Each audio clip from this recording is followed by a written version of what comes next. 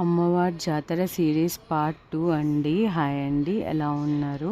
ఇక్కడైతే మెహందీ అదే గోరింటాకు ఎలా పండిందో నెక్స్ట్ డే చూపిస్తా అన్నాను కదా, అదండి. ఇంకా జాతర రోజు అనమాట. రంగోలి నేనే వేశాను. ఎలా వేశానో చెప్పండి. ఇలా అయితే రెడీ అయిపోయాము. అమ్మ వాళ్ళని తయారు చేస్తున్నారని చెప్పారు. సో చూద్దామని చెప్పేసి వెళ్తున్నాము. అలాగే పెద్దమ్మ తల్లిని మొక్కుందామని చెప్పేసి చూడండి, ఇక్కడైతే తయారు చేస్తున్నారు కదా. పూర్తిగా తయారు చేసిన తర్వాత కూడా నేను లాస్ట్లో క్లిప్ యాడ్ చేశాను. చూడండి, ప్రతిసారి వాళ్ళే తయారు చేస్తారనమాట.